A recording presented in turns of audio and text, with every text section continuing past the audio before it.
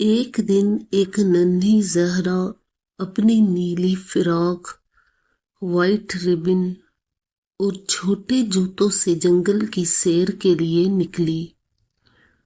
وہ روز اسی لباس میں جنگل جاتی تھی، پرندوں کی آواز سنتی، تتلیوں کے پیچھے دوڑتی اور درختوں کے نیچے بیٹھ کر خواب دیکھتی۔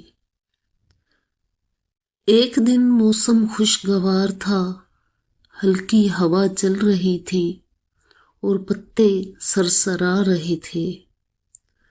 زہرا ہمیشہ کی طرح وہی راستہ پکڑ کر گہرے جنگل کی طرف بڑھی۔ اچانک اسے ایک عجیب سی چمک دکھائی دی۔ وہ چونک گئی۔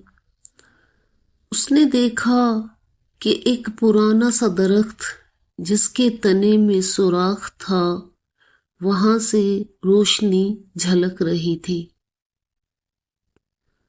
زہرا نے جھانک کر دیکھا تو اندر ایک چھوٹا سا صندوق پڑا تھا۔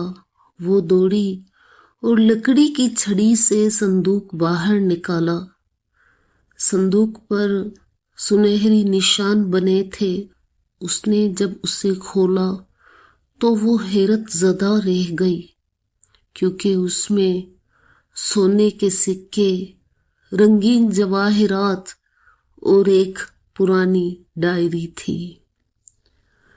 ڈائری میں لکھا تھا کہ یہ خزانہ اس بہادر انسان کے لیے ہے کہ جو دل سے سچ کی تلاش کرے، محبت پھیلائے اور فطرت کا خیال رکھے۔ زہرا نے وہ خزانہ واپس صندوق میں رکھا اور درخت کے نیچے بیٹھ کر دیر تک سوچتی رہی۔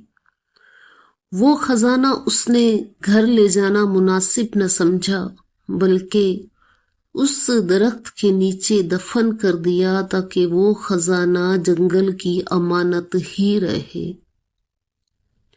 اب وہ روز اس خزانے کو دیکھنے آتی، اسی نیلی فراق، وائٹ ربن اور خوابوں سے بھری آنکھوں کے ساتھ، اور وہ جانتی تھی کہ اصل خزانہ سونا نہیں بلکہ فطرت، سچائی اور دوستی ہے۔